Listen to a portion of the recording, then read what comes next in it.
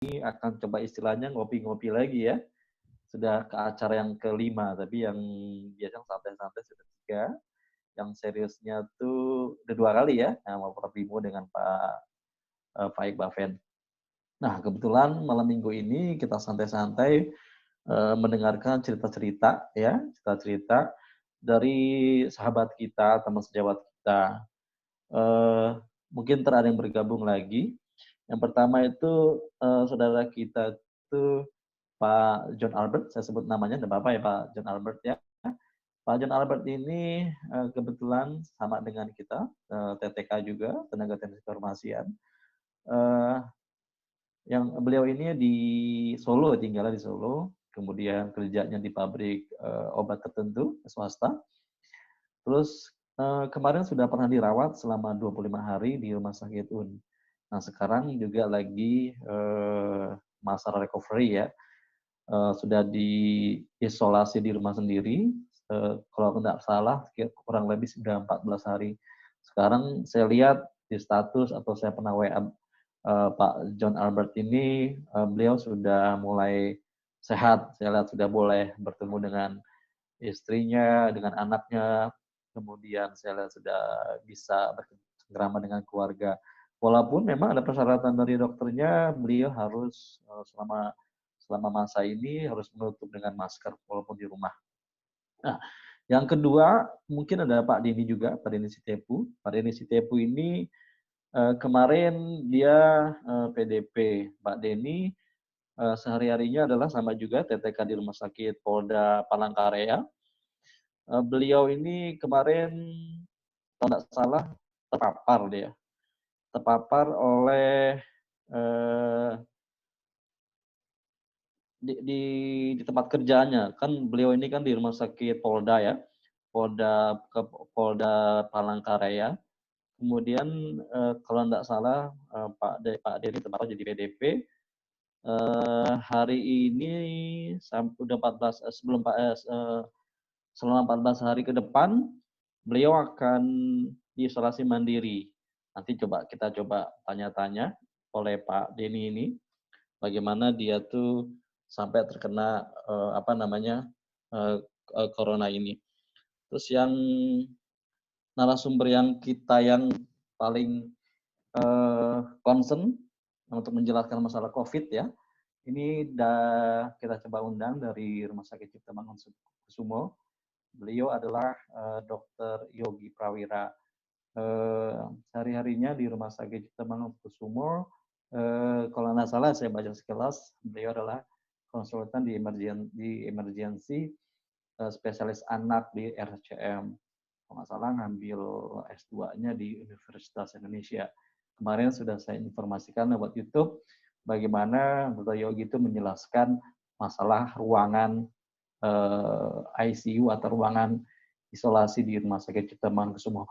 Tapi untuk coba kita share atau menjelaskan tentang COVID, bahayanya, terus kemudian protapnya bagi yang sakit maupun yang belum, kita coba tukar pengalaman dengan Pak John Albert ya. Pak John Albert, halo? Ya, Pak John ya. Albert? Ah, ini Pak John Albert nih. Pak John Albert bisa ceritakan enggak ya, pertama kali kok bisa kena gitu, bisa nggak Pak John Albert? Pertama kali itu memang Mic-nya coba deketin Pak John. pertama kali memang enggak tahu sih dari mana penularannya, karena saya kerja sendiri kan dari rumah ke daerah Sukoharjo ya, PP tiap hari. Nah, Ya. tapi awal gejala itu kenapa kok rasa tenggorokan saya enggak enak. Jadi selama 3 hari itu rasa tenggorokan tidak enak. Kemudian di hari keempat sama kelima itu tubuh panas. Jadi suhu 36 sampai 38 sih kalau hari Ya. pertama itu. Di hari ketiga panas tidak turun-turun kan saya juga minum obat sendiri ya, paracetamol.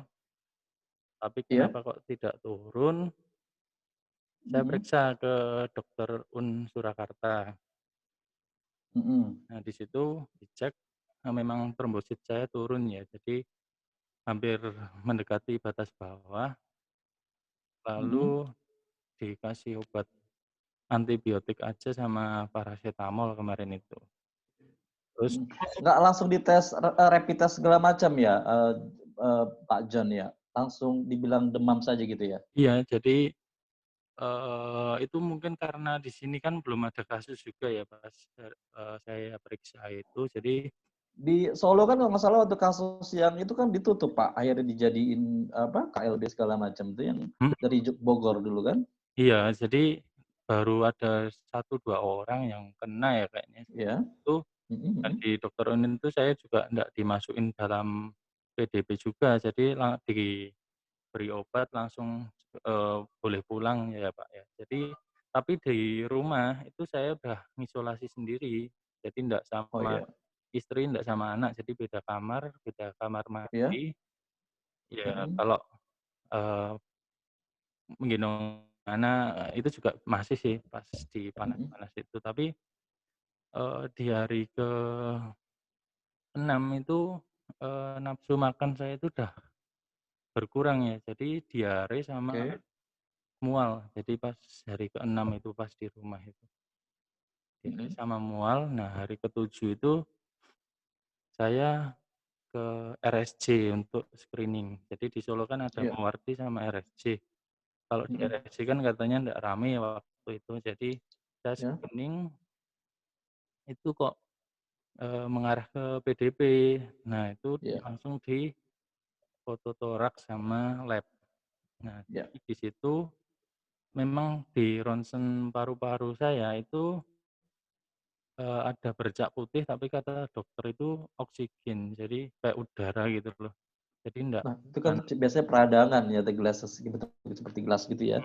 itu, terus hasil labnya memang, cenderung di bawah semua sih, Iya. tapi masih batas normal. Nah, Iya iya. itu besoknya saya kan pulang. Nah, Iya. semalam itu memang saya coba ndak minum parasetamol ya, Iya. sampai tak coba ndak minum itu, Mhm. eee, saya kan, sebelumnya kan di rumah sakit RSJ itu ndak jadi dimasukkan dalam PDP karena hasilnya seperti itu ya. Jadi Iya. di foto itu baik, hasil lab juga tidak drop ya, terus Iya. ndak Ini dimasukkan tuh PDP. nastar getar untungnya tuh Rey. Terus? Terus saya boleh pulang, nah tapi Mhm. ya masih ngisolasi diri sendiri, Oke. Mhm. ndak minum obat. Nah, itu pas tidak minum obat parasetamol itu suhu saya itu 38 sampai 39 lebih ya. Oke. Ya, jadi Ya ampun. mhm, jadi Terus? tinggi sekali ya sampai Mhm. nggak mau makan juga. Mhm. Besoknya pagi itu saya ke dokter Un, ya Mhm. karena udah lemes banget ya saat itu karena Mhm. diare juga. Mhm. Nah, waktu di dokter Un langsung difoto ronsen lagi sama hasil lab. Itu, Iya. ternyata hasil labnya memang, drop semua, jadi jelek semua. Mhm. Mhm. Kalau foto paru-parunya itu memang bercaknya itu banyak sekali ya. Jadi, Oh, udah banyak ya? selang selang sehari ya itu udah Ya, virusnya udah nyebar ya sebenarnya ya? langsung saya antri kamar, untuk Mhm. rumah sakit rujukan. Mhm. Nah, karena, yang ada ternyata di Muwardi langsung ditaruh di Muwardi kemarin itu. Iya. Jadi memang Iya. belum persiapan apa-apa langsung mondok di sana ya kemarin itu. Iya. Mhm. Ya, terus selama di rumah sakit itu, Pak Pak John Albert, kira-kira, apa aja sih dilakukan oleh, tenaga kesehatan di sana? Terus, Pak Albert itu seperti apa di isolasi rumah sakit luar di sana? Terus kondisinya Pak Albert sendiri bagaimana, Pak? Kalau pelayanan kesehatannya bagus sih, karena Ya. dari obatnya pun memang banyak sekali ya, hampir 8 Mhm. macam. Itu kemudian ada injeksi-injeksi sama infus, Mhm. ya antibiotik-antibiotik seperti itu ya, Iya. sama suplemen. Kemudian, penanganannya sih, lebih karena kondisinya waktu di sana itu PDP sedikit ya, jadi Ya. lebih kalau saya ngalaminya penanganannya tepat sih. Jadi enggak ada yang kalau misalnya ada yang panas gitu kan ada telepon juga di sana. Jadi Ya. saya kalau misalnya drop itu langsung nelpon di bagian perawatnya, nanti langsung segera masuk ke ruangan saya situ sih. Oh gitu ya. Kemudian itu jadi dia ada telepon. Heeh. Kemudian Heeh. disediain nomor HP juga sih untuk Iya. keluhan-keluhan itu langsung tak sampein sih.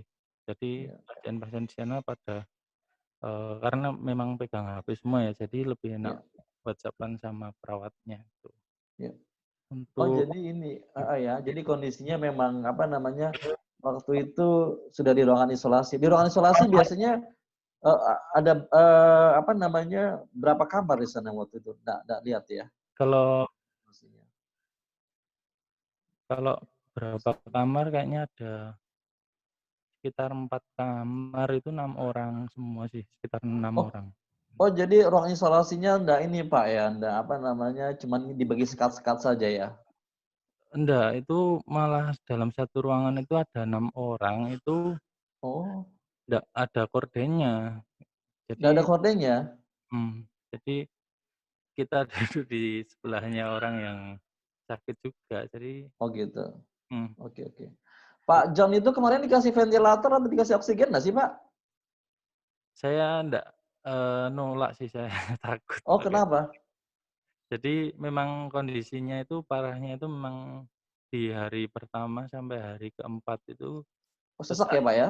Jadi Sesak. kalau tidur itu rasanya itu tahu-tahu kayak nggak bisa nafas gitu. Jadi, tiba Oh, langsung kayak kejang sendiri bangun gitu tuh loh kalau kemarin iya. itu di sana.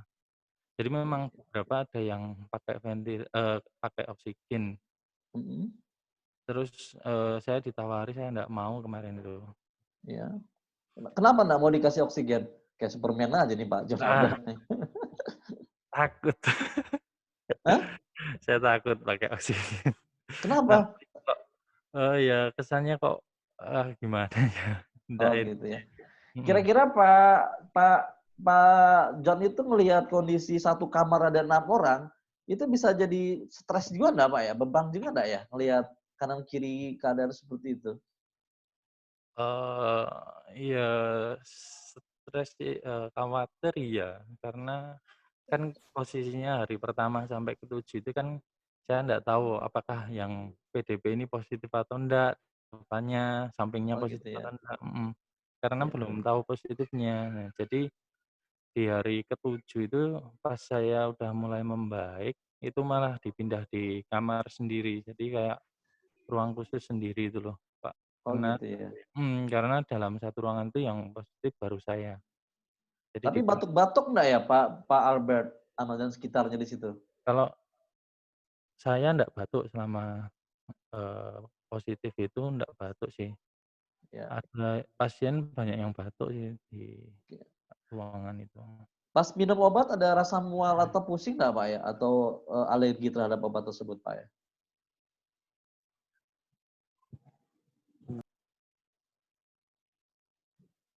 Halo, Pak Albert? Halo? Kalau ya, kalau minum obat itu, ndak bisa nelen sebenarnya. Jadi ketika Oh, nggak bisa nelen minum ya? itu langsung muntah ya. Jadi Oh, beberapa muntah. kali, Heeh. buat nelen makanan itu susah sekali. Jadi ketika Oh, iya. makan 1 sendok itu langsung keluar kok kemarin Oh, tuh. langsung keluar ya, tapi diinfus kali ya? Mhm, Oke, terima kasih ya. Pak John Albert, sudah berbagi sedikit, tapi nanti entar kita teruskan lagi. Saya mau coba tanya sama Dokter Yogi nih, Dok. Kira-kira apa yang dilakukan Dokter Un terhadap, teman sejawat kami, itu sudah sesuai dengan protap atau sudah, Dok, ya? Silakan Dokter Yogi, Dok. Oke, saya coba share ini ya. Ya, ya, terima kasih, Dok. Ya, ya, sebelumnya ini ya luar biasa Pak John Albert ya. Sekarang udah sehat ya Pak ya? Sudah nggak ada keluh. sudah sih sampai di ruangan itu kan saya juga olahraga lari di tempat. Oh gitu. Ya. Jadi kalau saya dengar ceritanya ya memang pada saat awal itu kan gejalanya ringan ya Pak ya, lebih seperti nyeri telan, kemudian ada demam gitu. Nah memang seringkali kan orang berpikir kalau infeksi SARS-CoV-2 atau yang menyebabkan COVID-19 ini itu seputar saluran pernafasan gitu ya Pak ya. Tapi sebenarnya kan kita tahu ini adalah penyakit sistemik gitu. Jadi penyakit sistemik yang bisa menyerang seluruh organ. Dan karena entry-nya itu berupa infeksi, berarti biasanya diawali dengan demam. Awalnya kan dari CDC itu dia menetapkan dianggap demam kalau di atas 38. Itu yang baru masuk ke dalam poin screening. Tapi sekarang sudah berubah Pak ya, jadi 37,8 pun itu sudah dianggap masuk ke kriteria demam gitu. Jadi entry point-nya memang dari demam itu. Kemudian tadi gejala sistemik, saya tertarik karena tadi Pak Jonal cerita ada diare, ada keluhan di saluran cerna ya Pak ya. Iya.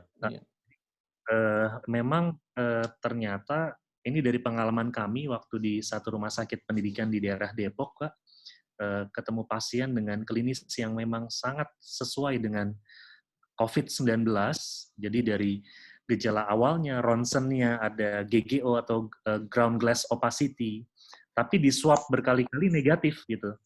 Akhirnya melakukan rectal swab, jadi di swab dari daerah rektum, dan ternyata positif gitu. Jadi ternyata si virus ini dia bisa bereplikasi selain di saluran nafas, dia juga bisa bereplikasi di saluran cerna. Oke. Iya, jadi memang Pak, terus terang kalau kita baca panduan-panduan mau dari WHO, CDC, Kemenkes itu kan berubah terus ya. Iya. Nah, hari ini begini, nanti berapa hari lagi sudah berubah gitu. Dulu WHO awalnya dia sangat yakin kalau ini hanya droplet gitu kan. Tapi sekarang ternyata bisa aerosol juga gitu. Jadi memang semua orang masih belajar tentang virus ini dan khawatirnya virus ini terus bermutasi gitu. Jadi gejalanya makin ke sini itu makin aneh-aneh gitu. Jadi memang waktu itu kejadiannya itu di bulan Maret ya, Pak John ya. Waktu itu mungkin di Solo belum terlalu banyak kasus mungkin ya. Jadi makin ke sini, kalau yang kami kerjakan di RSCM salah satunya adalah kita screening di awal.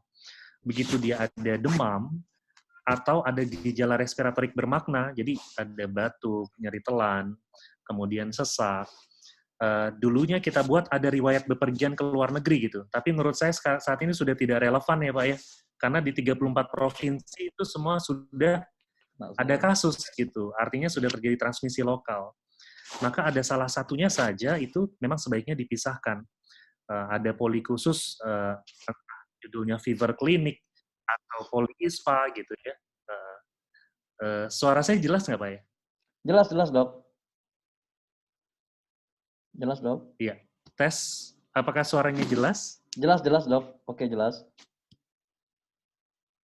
Iya. Tes. Jelas, Dok. Jelas, Iya. oke. Suaranya jelas, Pak? Jelas. Jelas semuanya. Jelas, Pak.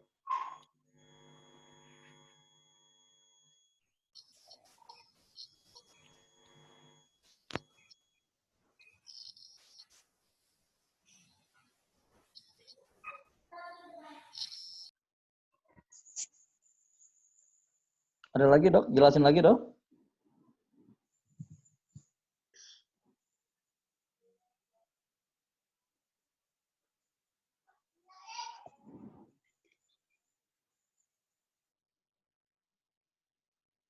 Halo?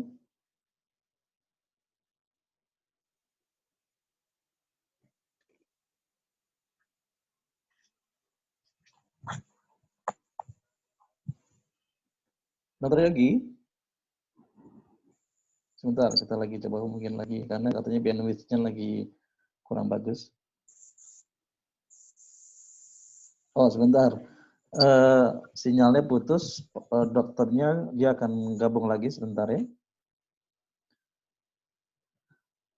Jadi saya coba eh, eh, konfirmasi lagi ke Pak John Albert. Pada saat dirawat itu Pak John Albert, kira-kira kan tadi Pak John bilang makan susah, minum juga, obat juga susah gitu.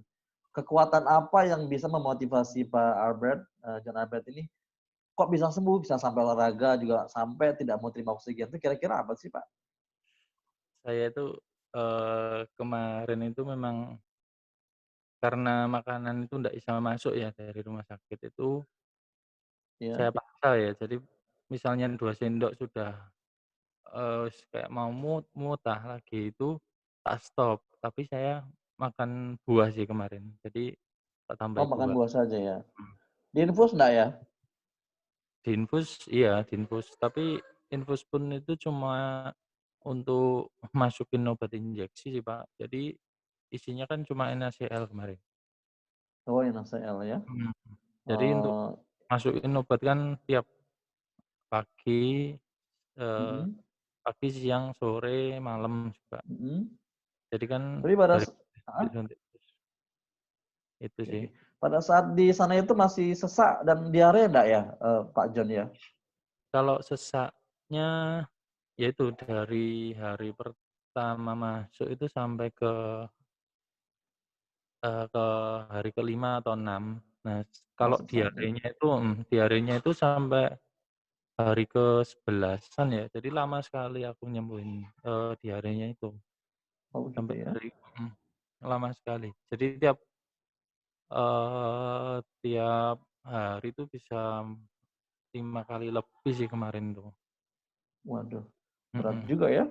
iya Padahal asupan dari tubuh juga apa namanya susah juga, terus kemudian banyak yang dikeluarkan juga ya.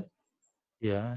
Jadi suruh minum banyak itu tiap hari itu saya habis 3 aqua botol kemarin. Karena ya memang suruh minum banyak karena panas juga toh kemarin. Panas juga ya. Ya kemarin untuk motivasinya sih, ya karena kita punya kepercayaan masing-masing ya. Jadi Ya, doa sesuai agama kita masing-masing. itu ya. Kemudian Kutukan mhm, doa ya. di dalam satu ruangan kan juga kita saling kenal ya, saling menguatkan. Jadi kemarin tuh Oke. ya terbuka juga, eee, Ya, dari mana gitu loh. Karena sudah ada yang pulang pasien PDP itu ya sering kirim semangat salam. ya. Mhm, Ya, ya, ya. Jadi motivasi kita juga ya. Dokter iya Yogi sudah tergabung lagi belum ya Pak Anam? Izin Pak Iya, Anam, Dokter iya. Yogi. Sudah Pak. Maaf Oh iya, ini wifi-nya nah, lagi. enggak apa-apa dok. Ya silakan lanjutin lagi dok.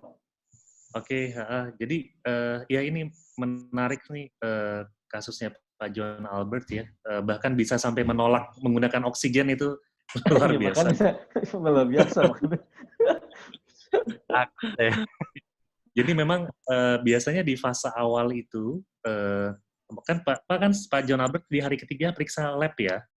Itu ingat nggak Pak leukositnya itu normal atau turun leukositnya? Hampir turun, Mbak, hampir mendekati batas bawah. Oke, karena biasanya di awal itu ada leukopenia, kemudian dari leukosit itu kan ada diff count, ada hitung jenis ya.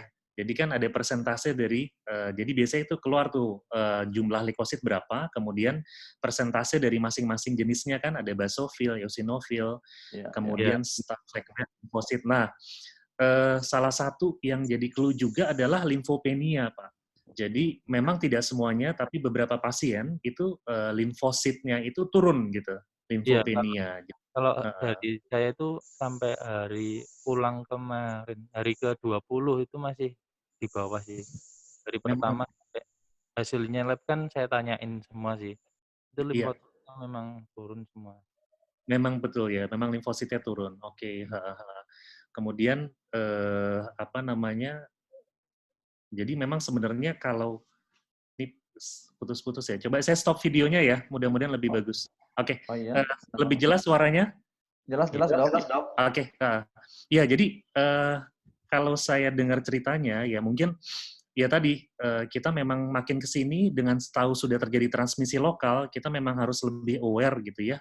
Entry-nya Ya, demam, iya, kemudian sudah betul kalau kita periksakan lab, awalnya biasanya mirip dengan gejala infeksi virus lain, ada leukopenia, tapi yang khas salah satunya limfopenia.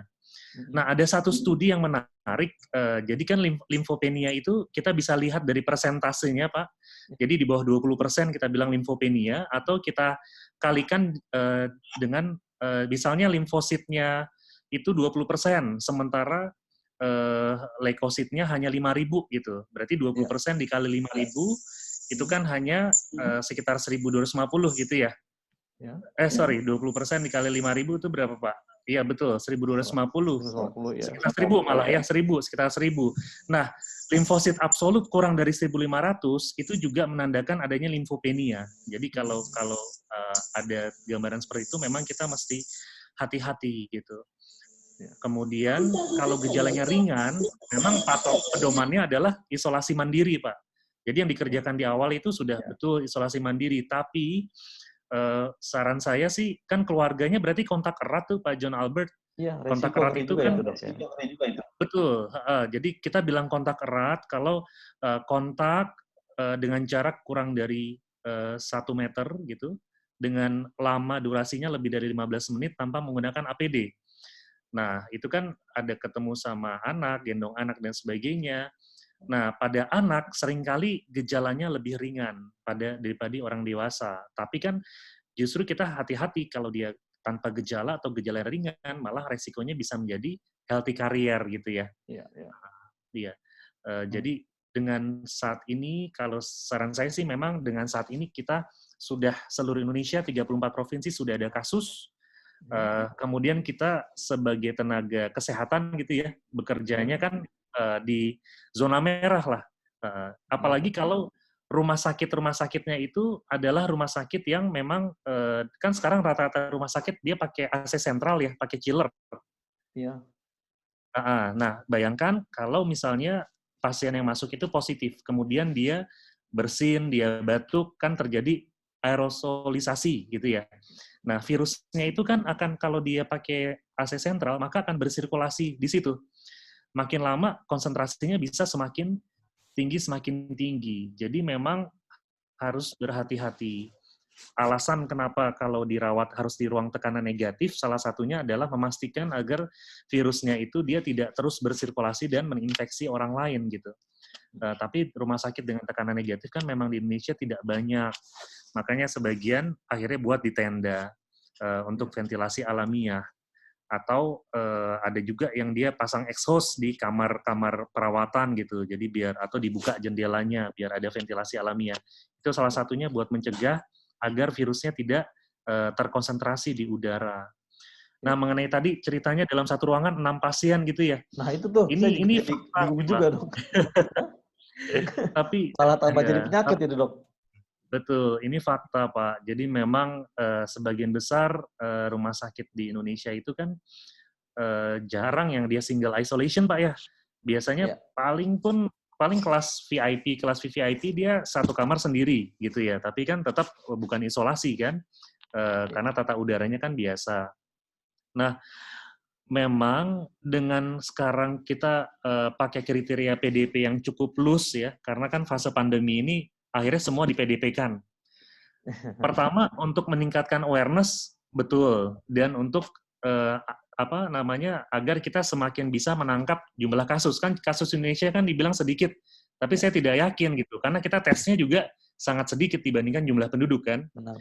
Nah, itu salah satu upaya buat menangkap jumlah kasus dengan kriteria yang agak loose gitu ya. Tapi resikonya adalah pada saat pasien ini di PDP-kan, maka mereka dikumpulkan di satu ruangan. Contohnya yang Pak John Albert tadi alami gitu, selama beberapa hari berkumpul di satu ruangan dengan 6 pasien lainnya, maka udara yang dihirup itu kan sama tuh. Jadi bisa jadi yang satu positif, sementara yang lainnya ternyata pneumonia biasa karena bakteri misalnya, atau demam karena penyebab lain, akibatnya bisa terjadi cross contamination. Jadi akhirnya satu ruangan bisa positif semua itu. Jadi memang harus diatur. Kalau tidak memungkinkan satu kamar sendiri, bisa kita coba dengan pasang exhaust ventilasi angin kan diberi jarak antar pasien itu diatur minimal 1-2 meter gitu. Jadi kamar kapasitas 6 harusnya tidak diisi 6 pasien, mungkin bisa diisi 2 atau maksimal 3 gitu misalnya untuk dijarakan. Tapi tadi Pak kembali lagi ke kapasitas dari layanan kesehatan kita gitu. Begitu misalnya jumlah angkanya meningkat, tentu yang ideal ini jadi nggak bisa dikerjakan gitu. Nah, tapi apakah sebaiknya kita isolasi mandiri di rumah atau ke rumah sakit aja dok ya dalam kondisi seperti itu? Karena di Malaysia kalau nggak salah nggak boleh itu isolasi di rumah. Sudah mau ke rumah sakit karena takut terpapar. Iya, jadi gini Pak, kalau untuk panduan di Indonesia dari Kemenkes itu dibuatkan kalau dia orang tanpa gejala atau dia dengan gejala ringan, maka diperbolehkan untuk isolasi mandiri di rumah. Nah, tapi kan syarat isolasi mandiri itu cukup banyak ya Pak ya. Salah satunya ada yang memang betul-betul memisahkan diri gitu. Saya sendiri pengalaman pribadi, saya berusaha untuk isolasi mandiri di rumah gitu ya, dengan betul-betul saya pisah lantai dan sebagainya. Kenapa? Karena saya berasumsi kalau saya itu healthy carrier gitu.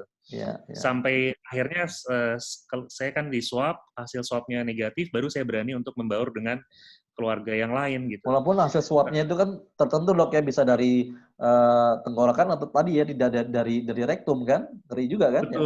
Betul Pak.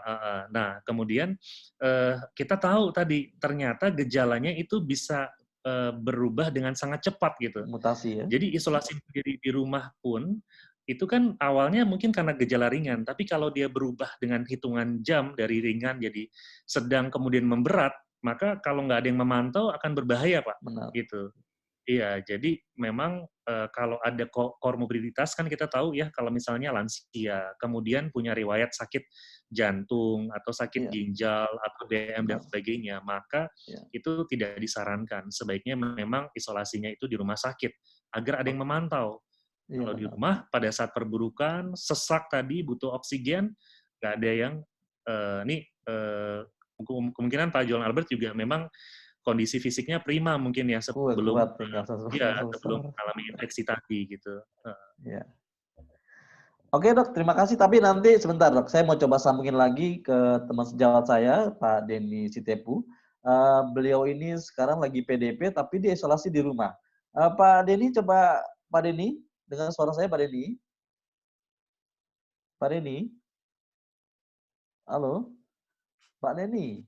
Bisa ceritakan nggak kenapa Pak Denny bisa jadi PDP Pak Denny? Pak Denny kebetulan kerja di Rumah Sakit Polda Palangkaraya ya. Pak Denny, halo? Ada Pak Denny kan?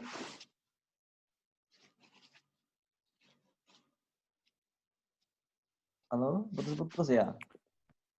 Pak Denny, Oke. Pak Denny sudah join Pak, sudah aktif video dan mikrofonnya, cuman apakah Pak Denny-nya nggak mendengar ya? Pak Denny? Oh.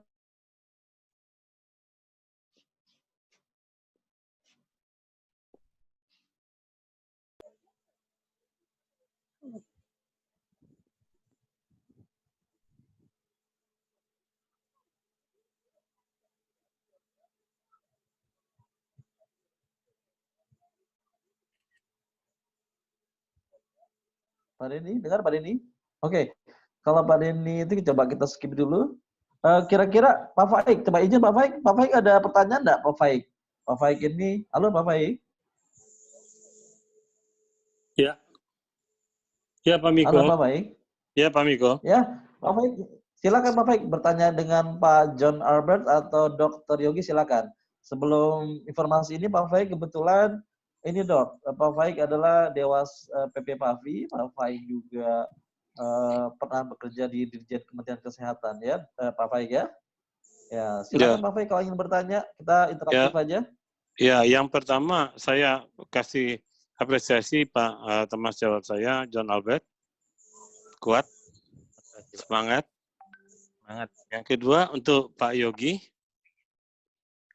Kira-kira kalau PDP itu dengan dirawat di rumah itu dengan risiko cukup tinggi ya, dokter ya. Kalau kita rawat di rumah sakit, dengan kondisi aktual rumah sakit seperti itu juga saya juga prihatin dengan teman sejawat kita tadi, satu kamar itu 6 orang ya, cukup Betul. risiko tinggi juga ya.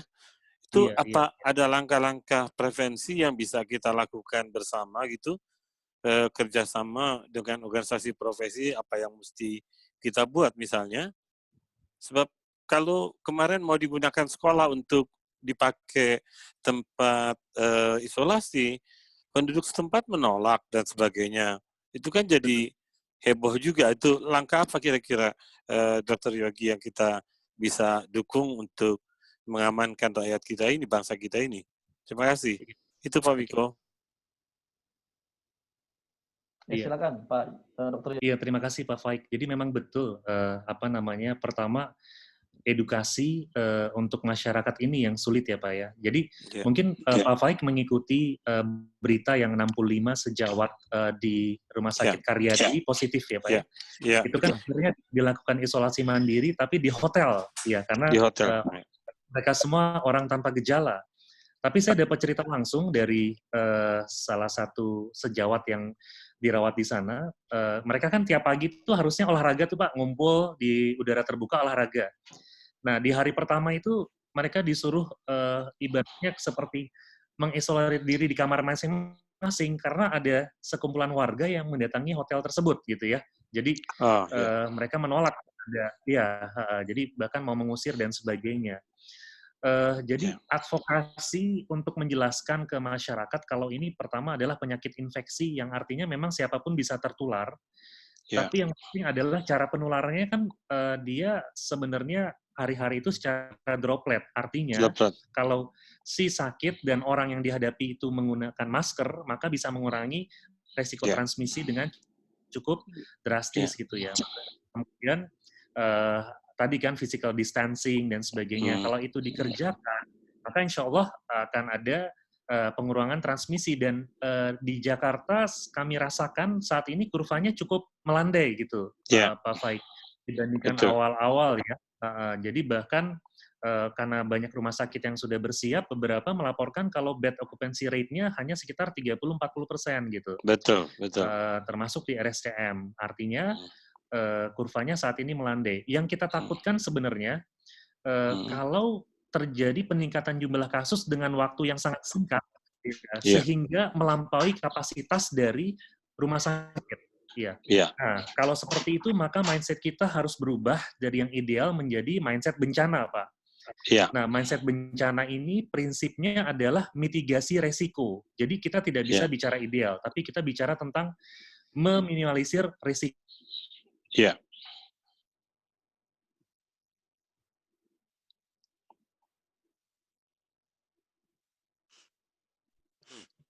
Maaf, terputus. Apakah jelas sekarang? Jelas. Lanjut, Dok. Ya, maaf terputus. Apakah bisa tangkap? Bisa. Baik, jadi tadi kita sekarang bicara tentang meminimalisir risiko. Kalau menurut saya, halo. Ya, bagus Pak. Bagus, Dr. Yogi. Jadi kalau menurut saya, seandainya memang yang terjadi adalah seperti misalnya, nauzubillah ya, kasus yang di New York atau di Italia gitu ya, yang jumlahnya tuh luar biasa melampaui kapasitas, maka yang kita kerjakan adalah perang semesta gitu. Tidak bisa lagi mengandalkan rumah sakit rujukan.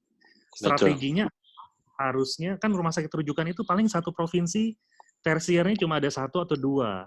Betul. Maka strateginya harus regionalisasi sampai ke level kabupaten misalnya. Jadi dari sekarang misalnya di kabupaten itu puskesmas ada berapa, rumah sakit tipe D berapa, C berapa, B berapa, A berapa. Jadi tidak ujuk-ujuk semua pasien PDP langsung direfer ke satu rumah sakit tipe A, tidak. Tapi sesuai dengan kompetensi rumah sakit.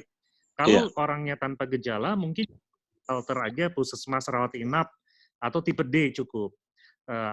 Tapi kalau misalnya dia gejalanya sedang, berarti kan butuh yang ada oksigennya, ada alat-alat kesehatan yang bisa menunjang pernafasan gitu. Kalau misalnya gejalanya berat, tentu harus tipe B, tipe A. Jadi menurut saya itu harus dikerjakan kalau mempersiapkan ya seandainya terjadi lonjakan jumlah yang sakit dengan waktu yang sangat singkat gitu. Kemudian tapi di rumah sakit pun contoh yang kami kerjakan di RSCM, mungkin Pak Faik juga tahu kalau RSCM kan bukan rujukan COVID ya Pak ya. Alasannya karena kan kami nasional untuk banyak penyakit lain, jadi rujukan COVID malah tempur. Nah, tapi ternyata kita tidak bisa menghindar Pak. Kita tidak bisa menghindar. Pada akhirnya semua rumah sakit pasti akan masuk nih istilahnya kebobolan pasien COVID. Nah, berarti yang kita kerjakan adalah screening di depan, kemudian begitu ada gejala demam atau gejala infeksi respiratory, kita pisahkan ke satu gedung. Jadi itu tujuannya tadi memitigasi resiko agar pasien-pasien kronik lainnya yang hipertensi, yang penyakit jantung, penyakit ginjal, tidak takut untuk rumah sakit, dia tetap bisa kontrol dan datang. Karena yang saat ini terjadi adalah collateral damage, Pak. Banyak kasus-kasus harusnya dia, tapi dia datang terlambat gitu. Contohnya DBD. Orang tua takut anaknya dibawa ke rumah sakit, nanti tertular, akhirnya dibawa di hari ke-5, hari ke-6 sudah DSS misalnya.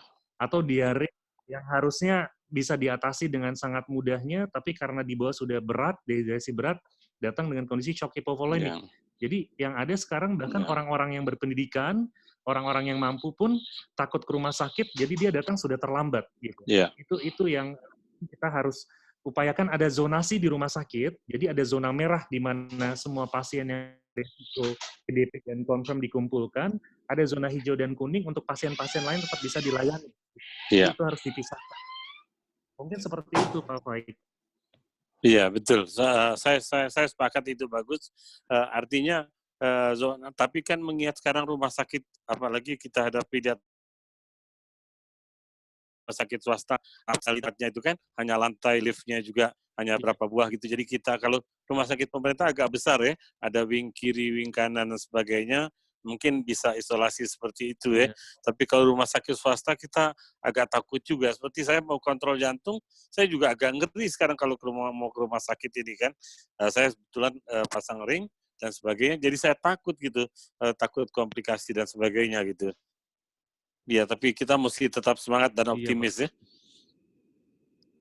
Iya, Pak John Albert, selamat Pak John Albert. Kuatkan terus, jaga gizi, stamina dan yang baiklah semuanya. Iya Pak. Terima kasih pertanyaannya Pak Faik. Kemudian coba Bu Mariani. Bu Mariani, ada Bu Mariani? Bu Mariani? Iya. Ya. Bu Mariani ini izin dok, Bu Mariani Ketua Umum PAPI Pusat dok. Kebetulan Bu Mariani seorang apoteker juga, sehari-harinya juga di Rumah Sakit Gatot Subroto ya Bu Mariani ya. Silakan Bu Mariani bertanya ke Dr. Yogi. Iya baik Dr. Yogi ya. Jadi tadi saya melihat kalau gejala-gejala awal itu memang dimulai dengan panas yang tinggi, kemudian sesak nafas dan sebagainya, itu kemungkinan bisa terindikasi ke sana. Yang sekarang banyak ditemukan ini adalah orang tanpa gejala. Seperti yang ada di kantor saya, itu umumnya dilakukan rapid test. Rapid testnya ada yang positif, kemudian ketika swab negatif. 10 hari kemudian rapid test kembali, kemudian rapid testnya positif kembali. Nah, mungkin ini dokter bisa memperkirakan atau menjelaskan sebetulnya apa yang bisa dijadikan tolok ukur di mana pasien-pasien ini atau orang ini tidak memiliki gejala, tetapi pada saat rapid test itu mereka positif walaupun swab-nya negatif. Yang sebetulnya terjadi kesalahan itu kan ketika rapid test itu rapid test palsu, misalnya dia negatif sebetulnya positif ya. Tetapi bagaimana kalau swab-nya itu ternyata negatif, tetapi ketika rapid kembali lagi ke positif. Ini sebetulnya kondisi seperti ini berbahaya ke orang-orang seperti ini atau seperti bagaimana dok? Silakan, makasih. Baik, terima kasih Bu Mariani pertanyaannya. Jadi memang Bu, masalah di kita ini yang paling besar adalah diagnosis tadi. Kita tahu untuk gold standard, kita bisa bilang seorang itu terinfeksi SARS-CoV-2 adalah dengan swab dilakukan RT-PCR ya Bu ya, itu gold Ya, standard. PCR. Ya. Iya, PCR. Nah, sementara PCR itu kan hanya bisa dilakukan di lab-lab tertentu. Akibatnya apa? Menumpuklah itu dan hasilnya bisa keluar lama sekali gitu kan. Jadi orang mulai mencari cara bagaimana bisa mendapatkan hasil dengan cepat.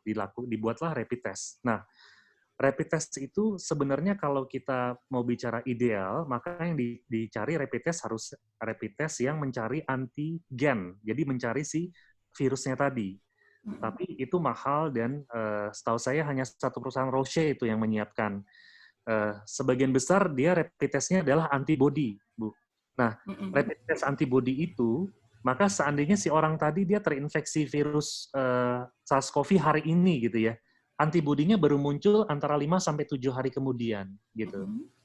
Jadi artinya misalnya rapid test dikerjakan di rumah sakit, misalnya pegawai itu terinfeksi di hari itu, di rapid test hari itu, maka hasilnya pasti negatif. Itu namanya false negatif gitu Bu ya. Tapi kalau hasilnya positif, artinya dia pernah terinfeksi si virus SARS-CoV-2 tadi gitu. Tapi apakah dia infeksius atau tidak, sebenarnya tergantung dari hasil swab-nya. Karena Bu, antibodi itu akan bertahan bisa berbulan-bulan lamanya gitu. Jadi misalnya nih, kita punya teman kita Pak John Albert hari ini diperiksa antibodi, jadi rapid test, kemungkinan positif dia, padahal sudah sembuh gitu. Bulan depan diperiksa mungkin masih positif, padahal sudah sembuh, di swab-nya negatif gitu. Jadi betul, jadi rapid test terhadap antibodi itu tidak menunjukkan kalau orang ini dia infeksius atau tidak. Kenapa? Jadi salah satu kriteria kesembuhan adalah swab, misalnya Pak John Albert sudah pernah positif, maka dia harus di swab 2 kali berturut-turut negatif, baru bisa dibilang sudah sembuh gitu. Jadi bukan dari rapid test. Jadi rapid test ini bukan uji diagnostik, tapi untuk screening skala besar gitu. Itu Bu kira-kira. Iya. Oke, sudah jelas Bu Mariani? Ya, terima kasih Dok. Oke. Oh iya, terima kasih Dok dan Bu Mariani. Coba kita kembali ke narasumber berikutnya, Pak Denny ya. Pak Denny, dengar suara saya Pak Denny? Nih, karena Pak Denny juga ada beberapa temannya di kepolisian yang sudah rapid testnya negatif, ternyata pas saat pulang, di swab tes lagi ternyata jadi positif ya. Pak Denny bisa bicara kah? Ini ada beberapa yang di chat, boleh saya jawab satu-satu ya Pak ya? Sambil menunggu. Oh, silakan Dok. Oh iya, silakan Dok. Pertama, untuk imunisasi memang baiknya kalau bisa hindari rumah sakit yang mencampur antara anak sehat sama anak sakit. Kalau bisa mungkin pilih tempat-tempat yang dia menjaga rules physical distancing, dia atur jadi pasien yang mau imunisasi sama pasien yang mau berobat dia pisahkan. Sebagian klinik-klinik imunisasi dia membuat seperti itu, atau ada jam yang terpisah gitu. Tapi tetap imunisasi tetap harus dikerjakan, apalagi imunisasi dasar yang di bawah 1 tahun. Kenapa? Karena kalau tidak dikerjakan, maka nanti abis ini ada wabah lagi nih, wabah penyakit-penyakit yang sebenarnya bisa dicegah. Difteri muncul lagi, tetanus muncul lagi, polio muncul lagi, kalau kita tidak imunisasi. Jadi di bawah 1 tahun sebaiknya dilengkapi, tadi pilih tempat-tempat yang tidak bercampur antara pasien sakit, pasien sehat. Dan atur jam perjanjian, datang, suntik, pulang gitu. Jadi nggak pakai mampir-mampir. Kemudian ada pertanyaan tentang swab rektal tadi. Memang swab rektal ini kita tidak menjadi SPO, karena sebagian besar konsentrasi virus itu paling banyak di saliva gitu. Makanya dilakukan swabnya nasofaring sama orofaring. Tapi kasus yang kami kerjakan swab rektal itu karena dari klinis kami yakin ini ada leukopenia, limfopenia, gambaran ground glass opacity, tapi kok dicek. Jadi seandainya klinis kita yakin dia COVID, ternyata dari swab nasofaring, orofaring dia negatif, maka kita kerjakan swab rektal gitu. Yeah. Kemudian jadi tidak dikerjakan dua-duanya sekaligus. Kemudian tadi APD. Memang kan sekarang banyak panduan tuh APD level 1, level 2, level 3 gitu ya. Sementara kita tahu APD di seluruh dunia itu menipis stoknya. Nah, jadi saran saya masing-masing rumah sakit itu membuat health risk assessment. Jadi bukan berarti semua yang masuk ke rumah sakit zona merah harus pakai level 3, tidak begitu. tapi tergantung paparan kita terhadap pasien. Nah, contohnya mungkin ya di tempat kami di Rumah Sakit RSCM Kiara, itu kan kita buat Kiara itu sebagai zona merah, semua pasien COVID dimasukin ke situ. Tapi untuk petugas farmasi yang bertugas di dalam ruang farmasi, dia tidak keluar-keluar, maka APD-nya cukup level 1 atau level 2. Tapi seandainya dia memang harus keluar mengantarkan obat misalnya, sampai menjelaskan ke pasien dengan jarak kurang dari 1 meter, maka dilengkapi dengan level 3. Jadi itu ada health risk assessment untuk masing-masing. Seberapa erat kontak atau paparan dengan pasien. Kalau misalnya tidak ketemu pasien sama sekali, mungkin bisa level 1 saja cukup gitu. Jadi seperti itu. Tetap harus disiapkan sesuai dengan level paparan. Itu yang dari chat ya, Pak. Saya kembalikan ke moderator. Terima kasih. Ya. Kalau di puskesmas kira-kira perlu levelnya level berapa ya, Dok ya? Karena kan terkadang kayak terjadi kemarin di Kalimantan Timur, Dok. Ternyata ada pasien, entah pasien atau tenaga kesehatan yang dari Malaysia ikut tablik di Goa itu. Nah, ternyata dia enggak ngaku itu di Kalimantan Timur terpapar 70 tenaga kesehatan, Dok. Itu bagaimana, Dok? Iya, jadi serba salah ya Pak ya. Kalau saran saya sih seandainya dia kontak dengan pasien saat ini ya, terutama yang frontliners lah, ujung tombak di depan. Jadi perawat, dokter yang di depan di tempat screening atau di IGD, maka itu memang dia harus menggunakan APD dengan level yang sesuai tadi. Nah, seperti di tempat kami, Pak, misalnya di Kiara RSCM, itu kan bukan rumah sakit infeksi, kemudian ada masalah dengan misalnya tata udara yang bercampur dan sebagainya. Jadi level 1, 2, 3 itu kan hanya generik ya, patokan secara umum. Tapi karena kita tahu, rumah sakit itu dia udaranya bercampur, maka walaupun level 1 tetap pakai N95 gitu misalnya. Dia nggak ketemu sama pasien dengan kontak erat nih, cuma di dalam kantor misalnya di apotiknya saja atau di ruang administrasinya saja, kan nggak kontak sama pasien. Level 1 cukup, tapi kita bekali N95. Kenapa? Karena udaranya bercampur. Jadi seperti itu Pak yang harus dipikirkan. Gimana kalau misalnya screeningnya ternyata di udara terbuka, kan ada tuh beberapa buat tenda atau dia taruh di luar, maka itu justru lebih aman. Mungkin cukup pakai masker bedah saja misalnya. Gitu. Jadi sangat tergantung dari masing-masing tempat. Sekarang kan beredar APD menurut rumah sakit RSCM atau menurut Hasan Sadikin. Menurut saya itu tidak bisa plek-plek dicontoh gitu. Tetap kita harus lihat kondisi tempat kita sendiri seperti apa, kemudian tadi paparan kita terhadap pasien seperti apa. Bukan berarti semua orang mau level 3 gitu ya. Ini ada contoh yang lucu nih di rumah sakit swasta di Jakarta. Jadi beberapa spesialis minta dilengkapi dengan level 3, tapi maunya dia di poli yang imunisasi saja gitu misalnya. Kan lucu gitu. Padahal poli imunisasi sudah dilakukan screening, artinya yang kesana anak-anak yang relatif sehat gitu kan. Jadi yang level 3 yang butuh level 3 justru yang di depan, yang di IGD atau yang di poli anak sakit seperti itu.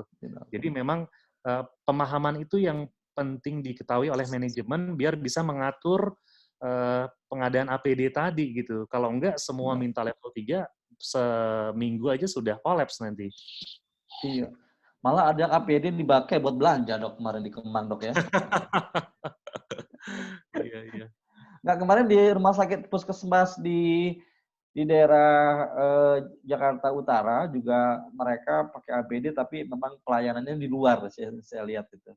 Jadi dia coba supaya nggak dalam ruangan, nggak sampai sirkulasi, sehingga pemakaian APD-nya cuma hanya level 1 saja sih. Benar kata dokter, tergantung situasi dan kondisi ya. Nggak melulu ngeplak melihat APD yang digunakan Rumah Sakit Hasan Sadikin maupun RSCM.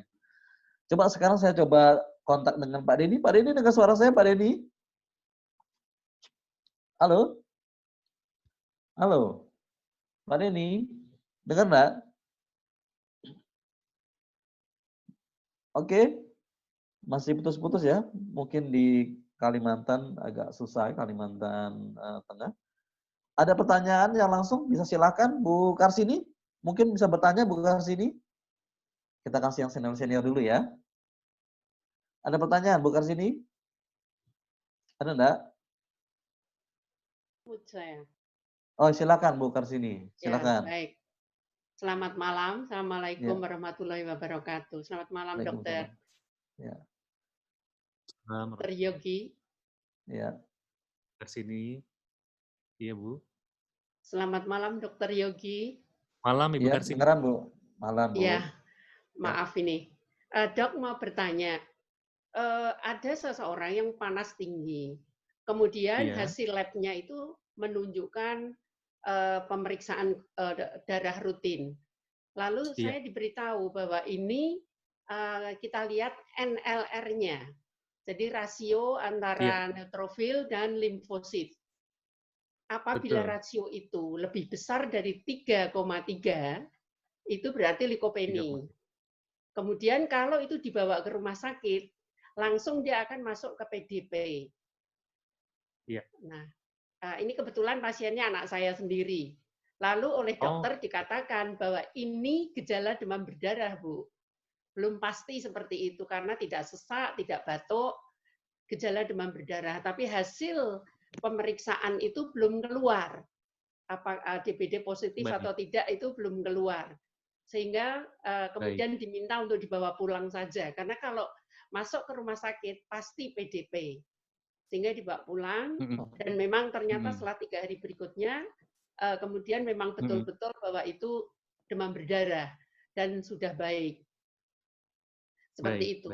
Nah, begitu mendengar kata-kata PDP, semua orang itu pasti sudah ketakutan. Sudah ketakutan, kemudian juga berpikir ini kita harus bagaimana, dan selanjutnya. Kemudian beberapa hari setelah itu, puskesmas juga telepon, bagaimana kondisinya, dan lain sebagainya. Kemudian setelah dijawab bahwa pasien sudah baik, sudah tidak panas, sudah kembali normal.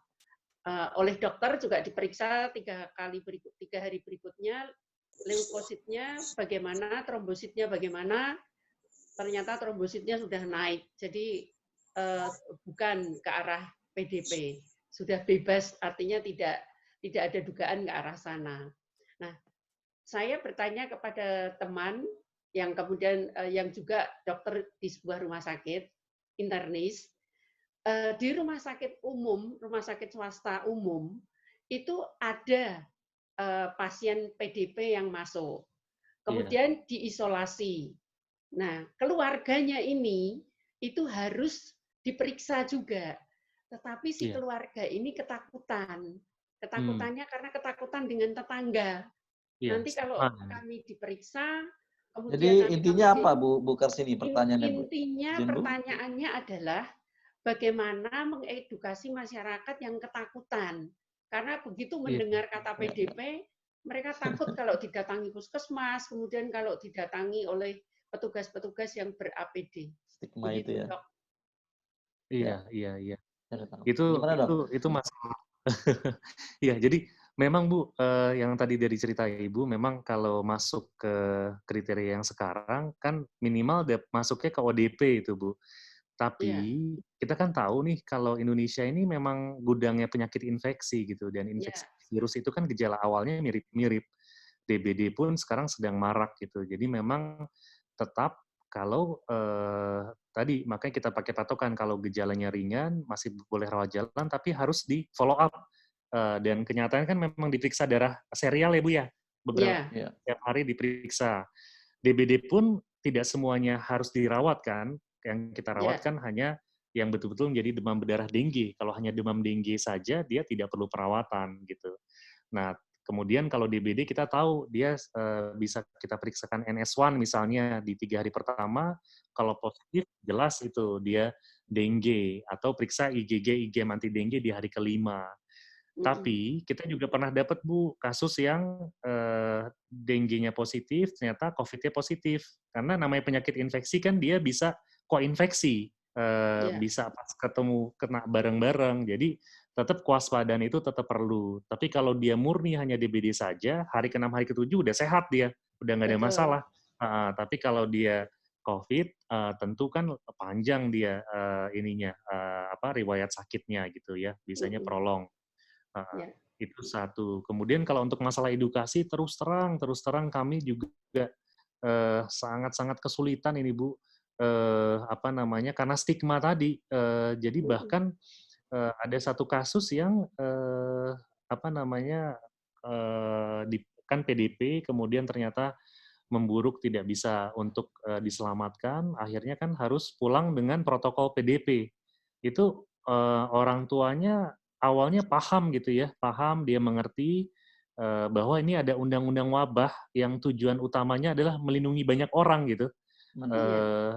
Iya, tujuan utamanya kan itu, agar mencegah transmisi lebih lanjut. Tapi nggak berapa lama datang keluarga besarnya marah-marah karena mereka juga ketakutan akan diusir dari kampungnya gitu. Akhirnya dia mengintimidasi dokter, diintimidasi untuk mengganti diagnosis PDP itu gitu. Itu kejadian di tempat kami sampai saking dia nggak mau untuk di-label sama masyarakat sekitar, takut dikucilkan dan sebagainya gitu. Tapi kalau sudah sampai seperti itu kan itu jadi kriminal ya. Dan kita punya undang-undang kok, kita punya undang-undang wabah ya, semua orang yang seperti menghambat ya proses penanggulangan wabah, maka itu ada diancam sekian gitu. Jadi kalau misalnya ternyata ada dispute dengan ini, ya ujung-ujungnya kita terpaksa bicaranya hukum gitu ya.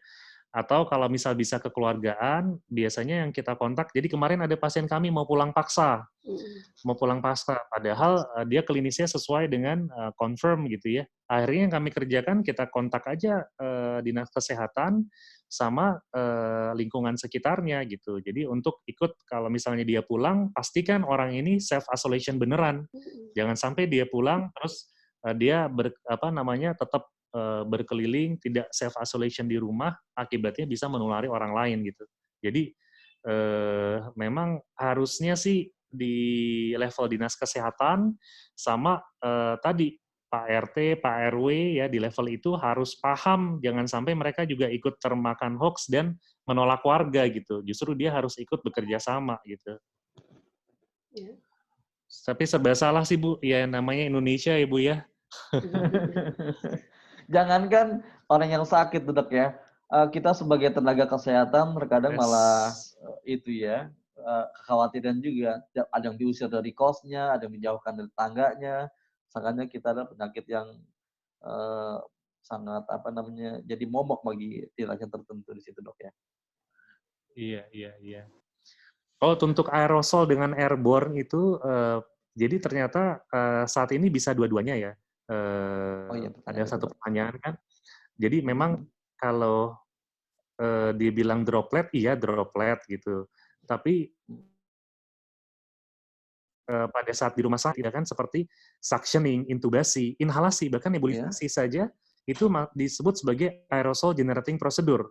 Jadi akan membuat terbentuknya aerosol. Kalau sudah terbentuk aerosol, maka penularannya sebagai airborne gitu. Jadi kenapa kalau di rumah sakit kita harus lebih strict untuk menjaga jangan sampai terjadi transmisi, karena di rumah sakit itu kita mengerjakan banyak prosedur yang bisa menimbulkan aerosolisasi tadi. Gitu. Oh iya benar. Ya.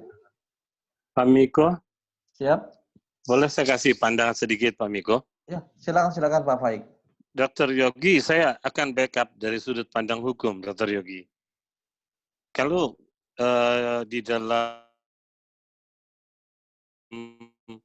hukum antara pasien dokter, masuk dalam kategori penyakit-penyakit di bawah undang-undang wabah ataupun di undang-undang karantina kesehatan, sebetulnya kalau saya berobat pada Dr. Yogi, pasti saya menaruh kepercayaan yang penuh pada Dr. Yogi. Dr. Yogi kan bukan seorang paranormal. Kalau saya rasakan sakit saya di perut, terus saya bilang sakit saya di kepala, itu kan diagnosa, anamnesa, fakta-fakta yang dikumpulkan Dr. Yogi kan mendiagnosa nanti mengambil intervensi yang berbeda kan gitu.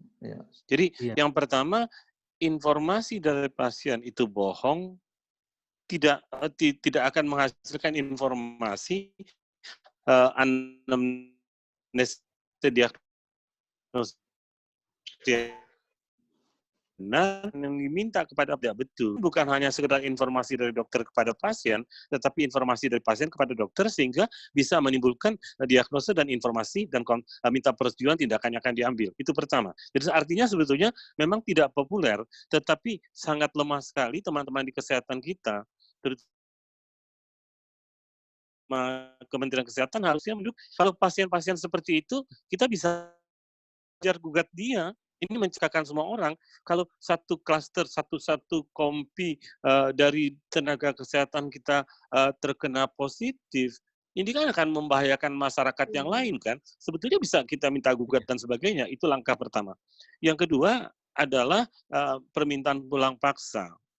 Kalau saya ternyata pada waktu diperiksa diagnosa ternyata appendektomi misalnya, dokter mau ambil saya apendiksnya gitu, saya menolak sah-sah saja kan, saya minta pulang paksa. Bukan berarti menolak dokter membolehkan menolak begitu saja, saya tanda tangan surat paksa, tapi dengan catatan bahwa dia harus ke rumah sakit, tetap ada anjuran dari tenaga kesehatan, jangan sampai nanti kenapa dikasih saja gitu kan, nanti akhirnya tidak populis. Seolah-olah tenaga kesehatan ini selalu dalam posisi yang salah melulu. Nah, maksud saya, adakah keberanian dari kementerian dan dinas kesehatan dari pemerintah harusnya bersikap tindak yang lugas. Bukan kita edukasi dengan cara-cara yang lemah sekali, mengakibatkan kalau yang terkena musibah itu tenaga kesehatan, kita bisa bayangkan bagaimana negara kita ini. Akhirnya kita pakai air, pakai bedak, tidak boleh keluar rumah dan sebagainya. Nah, itu kan jadi cara-cara konvensional yang kita tidak bisa pertanggungjawaban. Mungkin bisa tinggal timbul dekubitus dan sebagainya. Nah, perawatan seperti itu, ini kan corona kita nggak mengenal dan sebagainya. Hal-hal seperti ini harusnya, saya setuju kira-kira harusnya dokter, tenaga kesehatan lainnya berkolaborasi, mengambil sikap yang tegas lah ya, terhadap hal-hal begitu ya. Pasien dan sebagainya. Apalagi masyarakat yang memojokkan tenaga kesehatan ingin pulang kan jadi pusing gitu kan. Loh, sekarang satu gubernur memberikan hotel untuk penginapan tenaga kesehatan di hotel diributkan. Ini bagaimana di hotel salah, disuruh pulang ke rumah diusir gitu kan. Akhirnya kita tenaga kesehatan semua hampir putus asa nih begini. Kira-kira harusnya menurut pandangan Dr. Yogi, kira-kira Menkes harus berani nggak? Kan kita didukung ahli hukum, saya akan membackup total itu seperti yang saya alami pada waktu saya masih bertugas, bagaimana menghadapi H5N1, H1N1, MERS dan sebagainya. Saya lakukan itu gitu. Kenapa kita berani ya dok ya? Iya Pak, jadi memang yang Pak Faik sampaikan itu ya sebenarnya itu yang kami alami gitu ya Pak ya. Tapi apa namanya, terus terang memang sistem ini kan sistemik ya Pak ya, sistemik ya. Iya.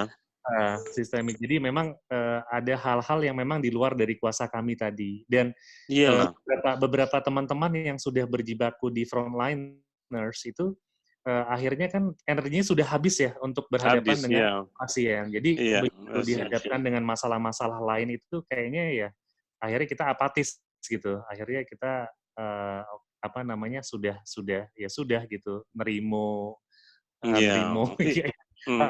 Itu. Iya, enggak. Saya berpikir how to protect my colleagues gitu kan, ya kan, dokter, perawat dan sebagainya.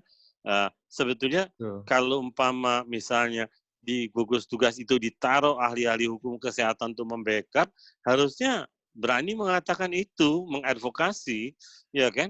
Ini nggak ada suara seperti itu. Saya mau nulis, saya namanya bekas pensiunan pegawai di Depkes, jadi takut Menkesnya tersinggung lagi. Harusnya tegas loh. Kalau dulu saya tegas mengatakan dulu kita menangkap orang yang terduga SARS ya, SARS yang bukan yang novel corona ini, SARS dulu, bawa supir taksi kita mau isolasi di RSPI, dia nggak mau menolak, dia gugat kita pengadilan, kita hadapkan pada hakim. Kenapa digugat? Kita mau selamatkan satu orang ini atau menyelamatkan masyarakat lebih banyak? Sebab di dalam undang-undang wabah itu rumah pun bisa dibakar loh Pak. kalau memang itu bisa menimbulkan wabah. Nah, maksud saya semua pemangku kepentingan membantu tenaga kesehatan mati-matian seperti ini gitu. Saya bisa membayangkan timbul multiplier effect yang cukup tinggi, bukan hanya kepada soal sakit, tapi ekonomi nanti selanjutnya. Tapi kalau kita tidak berbarengan seperti ini akan percuma. Saya takut ini sekarang Jakarta melandai turun.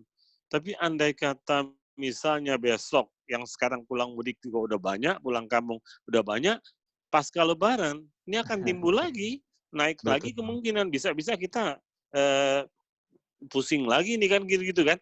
Artinya grafiknya, kurvanya nanti kalau saya baca dari teman-teman di FKM UI itu bisa acak-acakan ya begitu. Naik turun lagi gitu. Saya prihatin gitu. Kenapa kita nggak berani gitu bersatu nakes ini menghadapi begitu dan sediakan ahli hukumnya, ekonomnya untuk membantu ini gitu.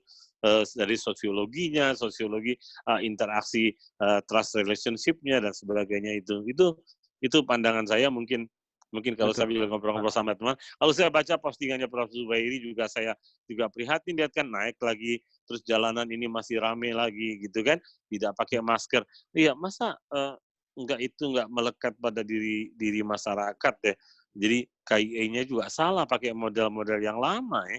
Kita tidak pakai menggerakkan otak kiri otak kanan secara seimbang dalam memberikan informasi kepada masyarakat sehingga ya memang terpaksaan jadi gitu. Kalau nggak ada polisi ya nggak pakai helm gitu lah. Seperti naik motor gitu kan.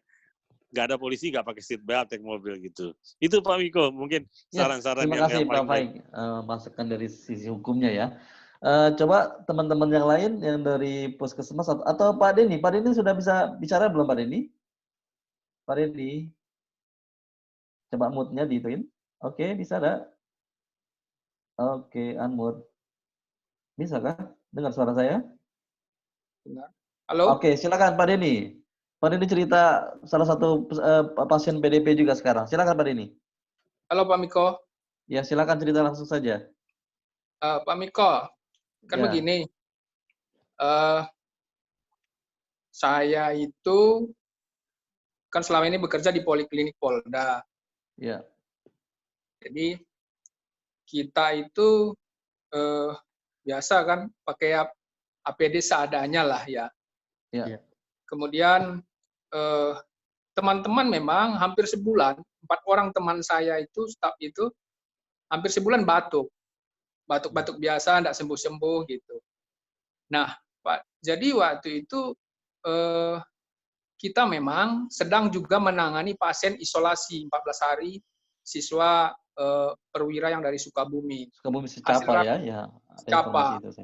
Jadi hasil rapid test mereka negatif, pulang isolasi 14 hari. Itu setiap hari kita rawat cek juga. Kemudian 3 kali rapid test mereka semua negatif. Oke. Mereka boleh keluar dari isolasi, sebelum keluar swab. Nah, saat keluar hasil swab mereka positif 8 orang coba. Positif 8 orang, terus ada pasien kita yang anggota polisi juga tanggal 14 itu positif juga. Akhirnya dengan dasar itu kita screening. Pertama kita rapid test. Rapid test kita memang tanggal 10 itu negatif semua. Tanggal 22 hari Rabu, kita rapid test kemudian. Dari 11 kita yang di poliklinik itu, hasil punya saya itu samar yang kedua. Rapid testnya itu samar. Dengan itu kita ke rumah sakit semua. Kita ke rumah sakit semua, ada ke ronsen, cek darah lengkap, kemudian saya disuruh isolasi di rumah sakit sama kepala rumah sakit. Tapi saya bilang nanti dulu, karena di situ yang isolasi positif. Bahkan adik saya yang bekerja di situ mengatakan begini, abang jangan pernah mau isolasi di rumah sakit, karena di dalam juga ada yang positif. Pasti abang juga akan nanti positif juga. Dengan begitu saya bilang kepala rumah sakit, saya izin isolasi di rumah saja. Oke. Kemudian tanggal 24 kita disuruh mendaftar ke Polikopid Rumah Sakit Umum Daerah. kita screening ulang, kemudian ya sama, mulai dari ronsen lagi, terus cek darah lagi. Kami 5 ditetapkan sebagai PDP. Waktu itu, Pak Miko. Ya. Waktu itu ditetapkan PDP 5 orang dan isolasi di rumah. Semuanya isolasi di rumah. Jadi 11 personil kita itu semua isolasi di rumah, 5 kami ditetapkan PDP dan menunggu antrian swab. Ya. 2 teman saya sudah disuap kemarin, saya jadwalnya besok pagi baru swab. Jadi kalau kita lihat hasil ronsen dokter radiologi, saya baca itu kesimpulannya normal, bahasa dokter radiologi kan begitu. Tapi dokter paru mengatakan kayak ada plek-plek atau gimana gitu. Jadi analisa dokter paru dengan dokter radiologi agak berbeda dalam hal itu. Tapi kita kan ngikut saja ya Pak Miko. Jadi kita akhirnya isolasi semua di rumah, poliklinik itu agar tetap berjalan, tim teman-teman dokter perawat dari Bidokes Polda turun harus ke poliklinik untuk menggantikan kita. Seperti itu ceritanya Pak Miko. Oke, terima kasih Pak Denny. Kira-kira pandangan Dokter Yogi terhadap kasus teman saya ini gimana dok? Ada rapid test ternyata negatif, terus dia ternyata jadi positif, terus kemudian teman saya terpapar, ya, itu gimana dok? Iya, jadi memang luar biasa ya begitu ada satu tenaga medis atau tenaga kesehatan yang terpapar, maka efeknya akan tadi multiplying effect gitu. Semuanya harus di-trace ya. Tapi untuk rapid test memang seharusnya dikerjakan secara serial karena pada saat kita terinfeksi, rapid test yang untuk antibody kan yang kita kerjakan di Indonesia, pada saat terinfeksi itu belum akan timbul antibody, jadi hasilnya tetap negatif. Maka hari sekian diulang menjadi positif gitu.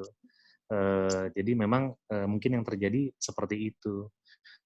Awalnya dia false negatif, kemudian keluar jadi positif. Tapi sekarang untuk memastikan apakah betul ada protap yang harus dikerjakan.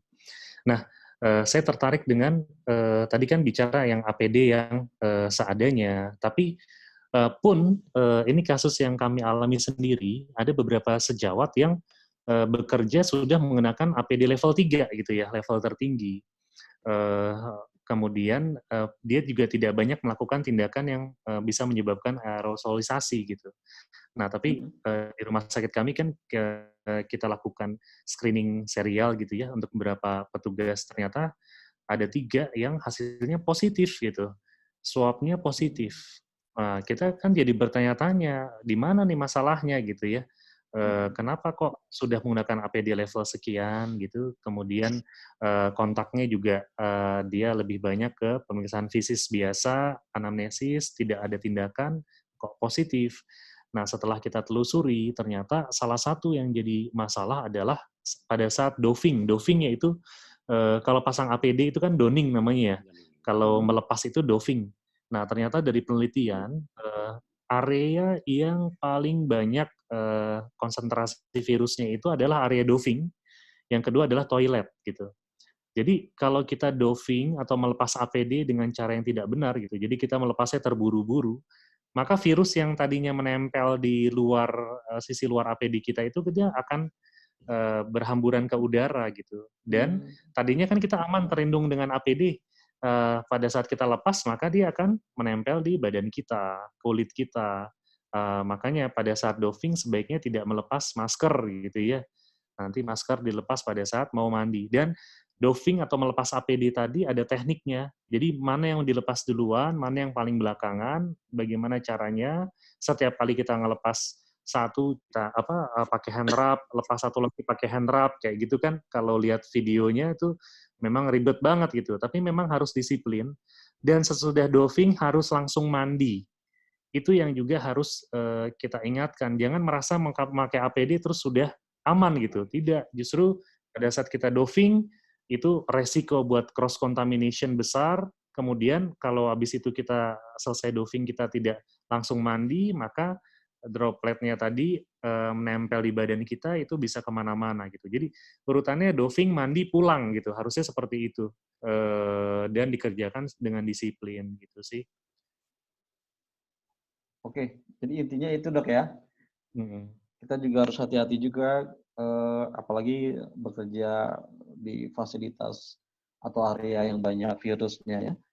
Ada pertanyaan lagi teman-teman sejawat yang TTK yang bekerja di puskesmas atau pelayanan yang di frontliner yang kira-kira khawatir terhadap paparannya, silakan langsung aja biar berinteraksi kita. Ya, selamat malam. Fauzi, silakan Fauzi. Oh Pak Anam, silakan Pak Anam. Oke, silakan Pak Fauzi dulu, nggak apa-apa Pak. Siapa dulu nih Pak? Oh ya. Oke, siapa aja langsung? Izin tanya dulu ya Pak Miko. Selamat malam, Dokter. Oke, malam, Pak.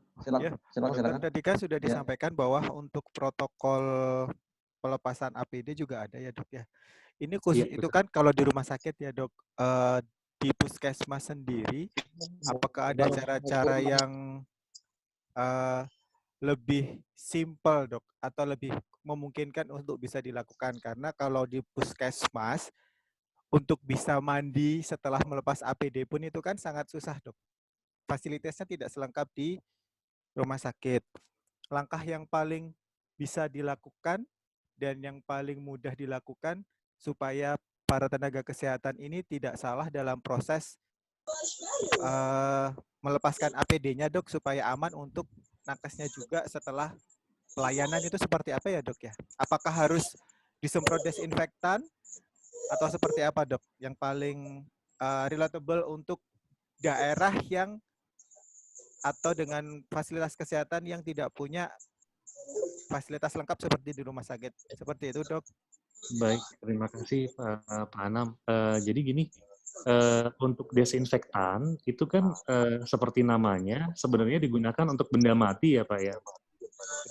Jadi kalau kita melakukan penyemprotan desinfektan ke badan kita dan terhirup oleh kita, maka resikonya itu kan bisa bersifat karsinogenik ya. Iya, karsinogenik. Jadi kita saat ini merasa aman, tapi mungkin sekian tahun kemudian kena kanker gitu misalnya. Jadi saya sangat tidak menyarankan penggunaan desinfektan yang disemprotkan langsung ke badan gitu ya. Kecuali kalau itu udah dilepas gitu kan, sudah dilepas, ada yang di-reuse misalnya boots dan sebagainya, disemprot desinfektan silakan, tapi tidak saat kita masih mengenakannya. Nah, kemudian memang betul tadi ya fasilitas kamar mandi itu juga terbatas, tapi saya yakin semua layanan kesehatan pasti punya kamar mandi ya Pak ya? Punya, ada Pak. Pasti ada ya. Jadi kalau misalnya di puskesmas gitu ya Dok ya, kamar mandi tenaga kesehatan atau kamar mandi karyawan ya Dok ya, kalau di puskesmas itu rata-rata ada di lantai 2. Kamar mandi pasien itu ada di bawah. Untuk menghindari jam kerja yang terlalu berlebihan, itu kan di puskesmas yang sekarang ini dilakukan adalah diberlakukan shift, Dok. Shift 1 dan shift 2, supaya masa kerjanya tidak terlalu. Pada saat shift 1 akan meninggalkan tempat ketika dia harus mandi, kemudian dia untuk bisa keluar puskesmas kan harus melalui bawah lagi ya Dok ya. Betul, ketemu lagi gitu ya. Iya, betul. Langkah yang bisa diantisipasi buat tenaga kesehatannya seperti apa ya Dok?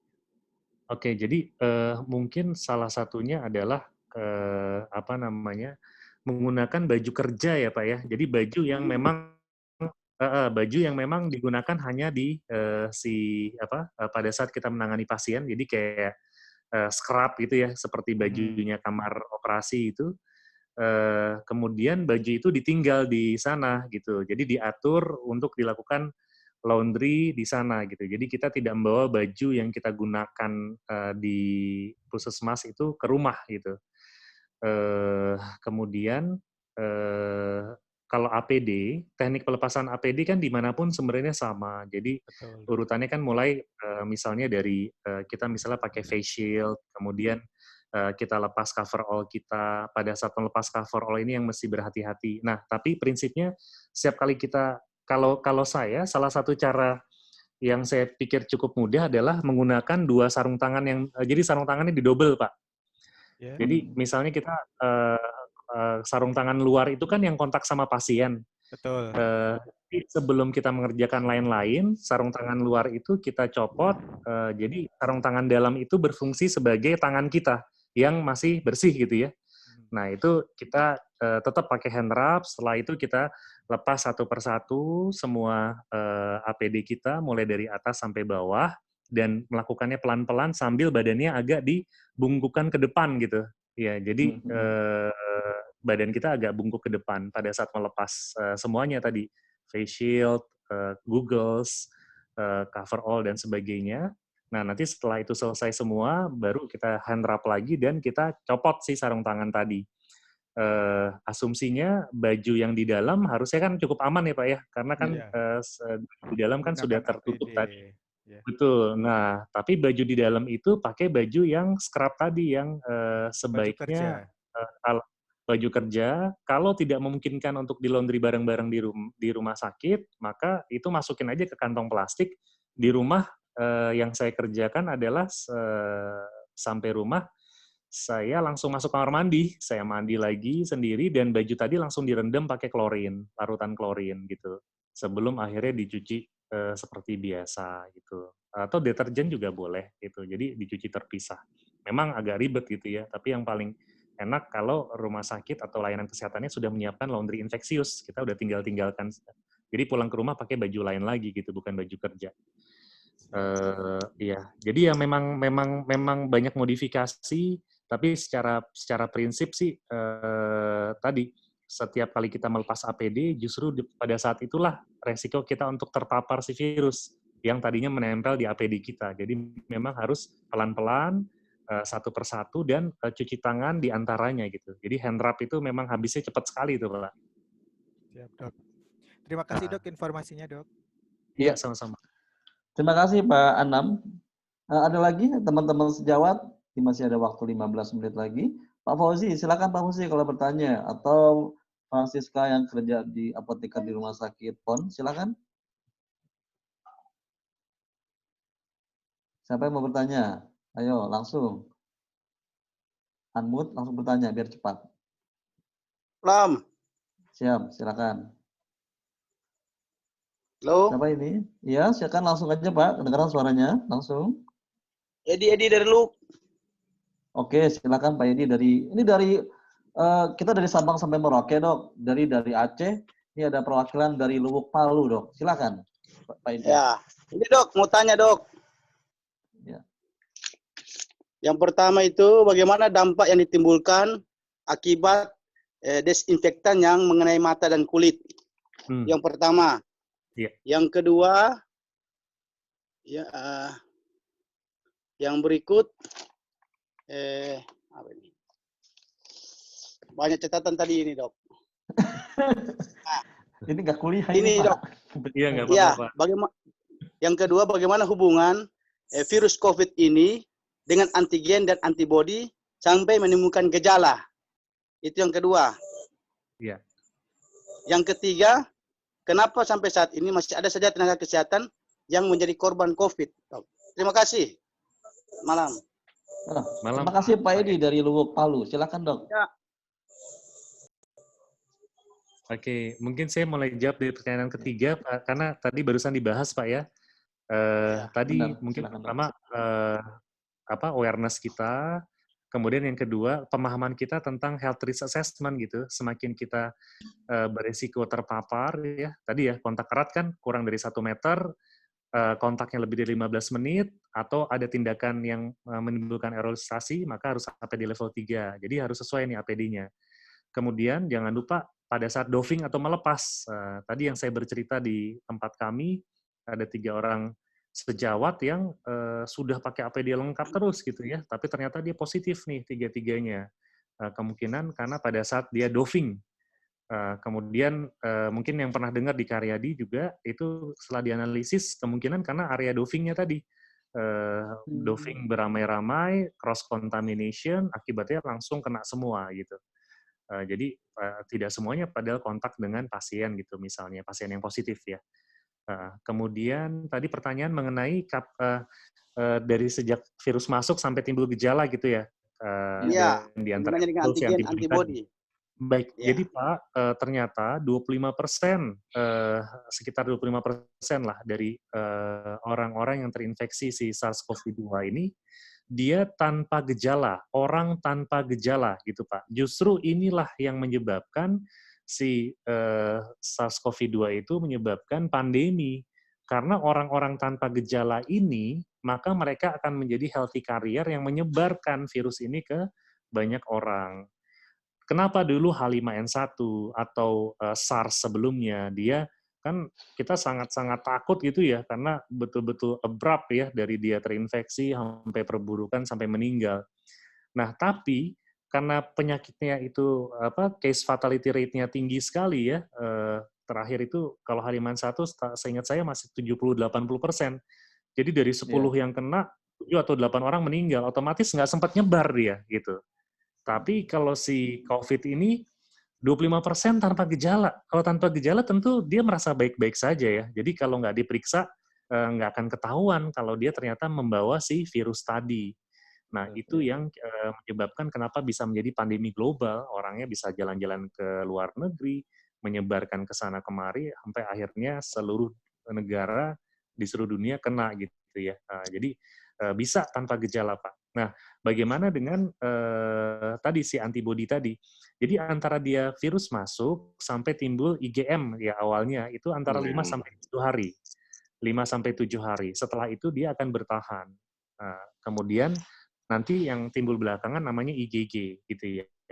Nah, itulah yang dikatakan sebagai antibody terhadap virus SARS-CoV-2 tadi. Dan ini yang mendasari terapi plasma convalescence. Jadi setelah orang tadi dinyatakan dia sehat, sudah sembuh 2 kali swabnya negatif, maka sekarang sedang berlangsung penelitian juga di negara kita, itu dia diambil seperti donor darah gitu ya.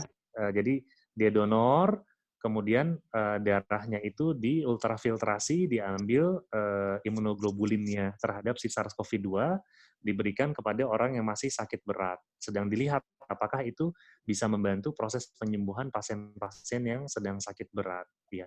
Tapi sekali lagi ini virus yang masih sangat baru dan sifatnya berubah-ubah terus gitu ya. Kita sampai bingung kok.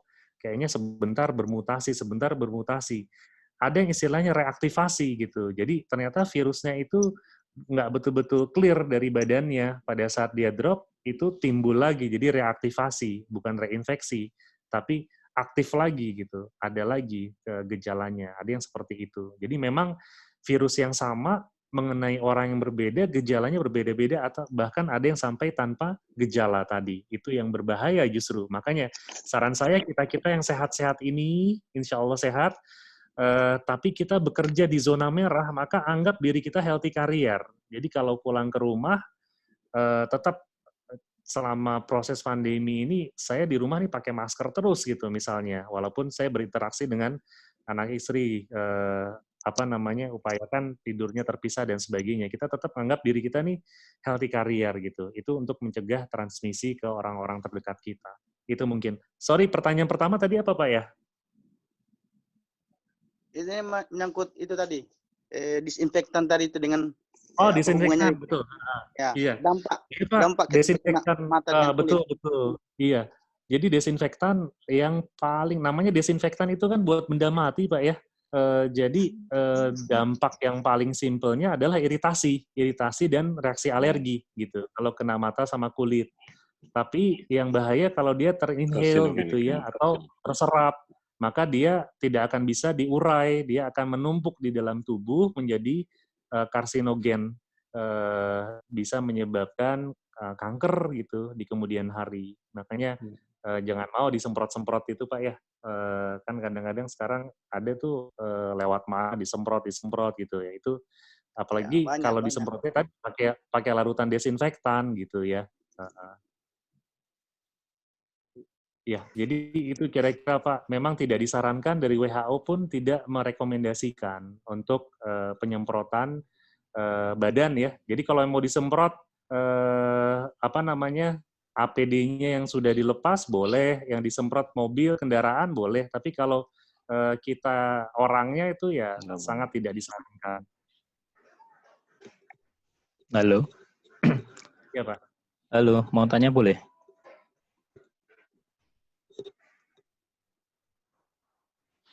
Iya, silakan saya kembalikan ke moderator.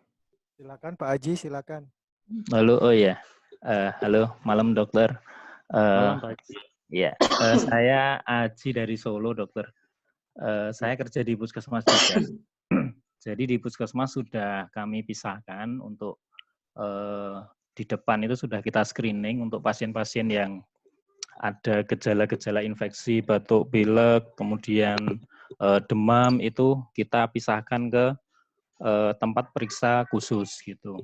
Bagus. Kemudian juga untuk APD juga kami sudah menggunakan APD yang kita pakai level 3 dok, karena kita untuk antisipasi kalau ada OTG gitu. Jadi hampir di semua unit itu pakai APD yang level ketiga. Tapi gini dok, terkait dengan APD itu karena ada keterbatasan APD, itu jadi untuk misalkan gaun atau coverall itu yang mestinya kita sekali pakai, itu terpaksa kita reuse dok. Jadi setelah selesai itu kita rendam dengan deterjen, kemudian setelah kering kita kasih klorin untuk mendesinfektan APD tersebut. Nah, pertanyaan saya, kalau APD diperlakukan seperti itu, apakah masih efektif dalam melindungi kita gitu, dok? Baik. Itu dok. Terima kasih dok. Terima kasih Pak Haji. Jadi mungkin yang dibicarakan adalah coverall-nya atau hazmatnya ya Pak ya. Karena kan kalau Google face shield, boots itu kan memang reuse kan Pak. Iya betul. Jadi betul, dok. coverall atau hazmat itu pertama dilihat dulu dari materialnya Pak. Jadi yang banyak beredar, apalagi kalau dari donasi-donasi itu dia materialnya dari spoon bound itu ya. Nah, spoon bound itu dia kalau dia tidak dilapis, harusnya dia 3 lapisan tuh Pak. Jadi SNS dia istilahnya untuk membuat menjadi waterproof. Tapi kalau hanya 1 lapisan saja, maka dia biasanya tidak waterproof.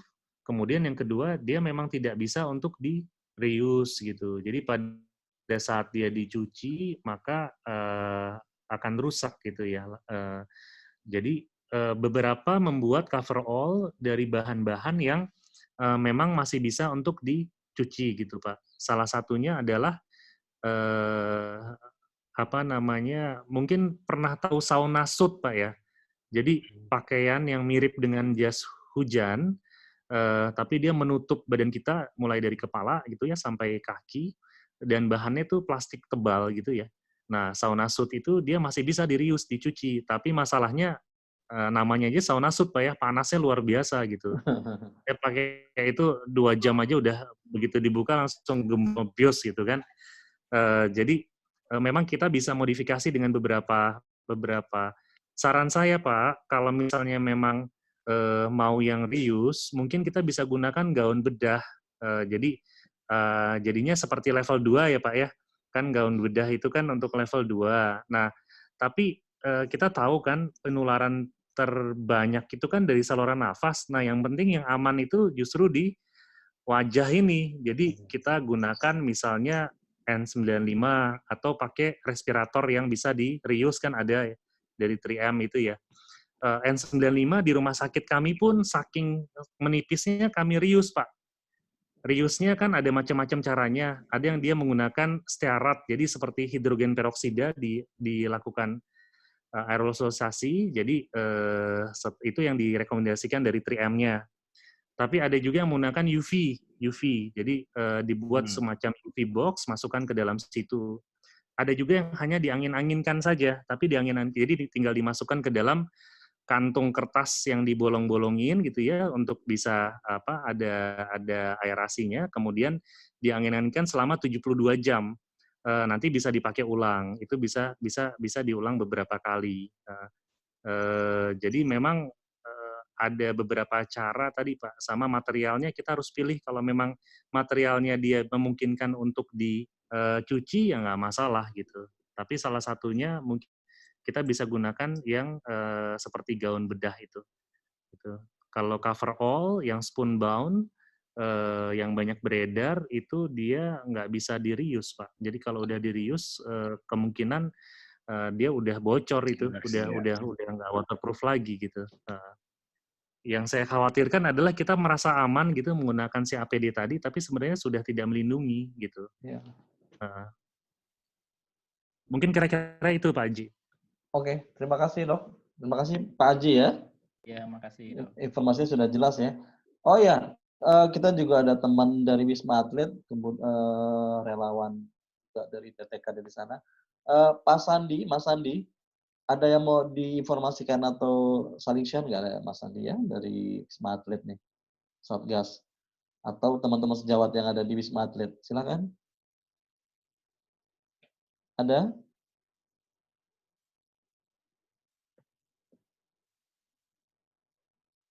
Ada enggak? Oke, kalau nggak ada, satu pertanyaan lagi, terakhir. Kira-kira siapa? Silakan. Oh iya, silakan Pak Fauzi. Terima Ya, silakan. kasih. Ini sangat menarik sekali nih Pak Yogi, Dr. Yogi, tentang permasalahan penggunaan UV tadi ya Pak Yogi ya. Iya, Jadi saya pernah baca Pak satu literatur bahwa sekarang ini kan sebagaimana kita ketahui bahwa desinfektan berbasis cairan itu kan banyak sekali efeknya Pak ya. Terutama juga tidak bisa juga digunakan untuk barang-barang elektronik seperti laptop atau mungkin bahan-bahan elektronik lainnya, karena sebagaimana kita tahu barang-barang tersebut juga bisa menjadi perantara penyebab virus COVID-19 ini. Jadi Pak, apakah saya sudah pernah baca juga bahwa desinfektan UV ini sudah dibuat sekarang Pak. Jadi apakah sudah ada juknisnya dan sejauh mana efektivitas dari desinfektan berbasis UV ini Pak? Kalau tak salah saya ada tuh salah satu pabriknya ponsel yang membuat. Terima kasih Pak. Oke, iya. Jadi untuk desinfektan yang menggunakan UV itu sebaiknya memang dibuat dengan bentuk tertutup gitu Pak ya. Jadi nggak bisa kita cuma naruh lampu-lampu UV kemudian kita nyalakan.